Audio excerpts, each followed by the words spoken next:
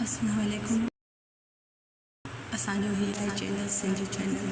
अॼु असां सिंधी सिखंदासीं। सिंधी जा उचार कहिड़ा आहिनि। पहिरीं सभ खां पहिरीं असांखे इहो सम्झणु घुरिजे त सिंधी अल्फ़ाबेट छा आहे।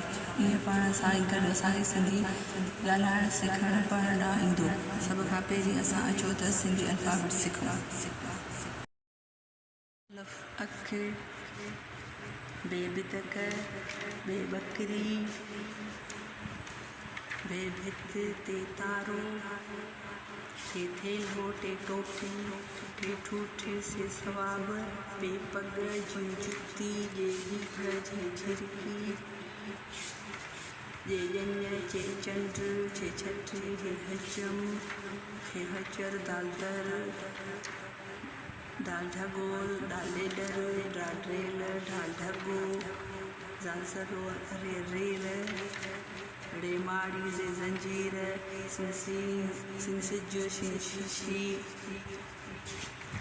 सासू, दात ॾईफ, के तोतो, जो ज़ालिम, इनक, गिन गालीचो, हे फिथो, हे फानूशो, काफ कलम, काफ कुर्तो, के खट, काफ गॾह, ये गऊं, काफ घोड़ो, ये सिंह, लपण, ये मस, नथ, वण, वाढो, ये हाथी, अलिफ नंढड़ो, ये यको। इहे आहिनि अल्फ़ाबेट सिंधी जी।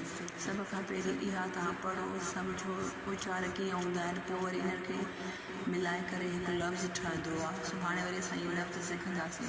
इन करे पहिरीं सभ खां पहिरीं इहो ज़रूरी हो, इहा अल्फ़ाबेट ज़रूरी हुई। नंढपण में जॾहिं असां नंढा ई सां पहिरीं इहो स्टार्ट कयोसीं। जेके नवां सिंधी आहिनि, जेके नवां उर्दू वारा जेके सिंधी सिखंदा चाहिनि, उन्हनि जे लाइ पहिरीं सभ खां पहिरीं इहो लाज़मी आहे त इहे सबक़ सिखनि, सम्झनि। खुदा हाफ़िज़।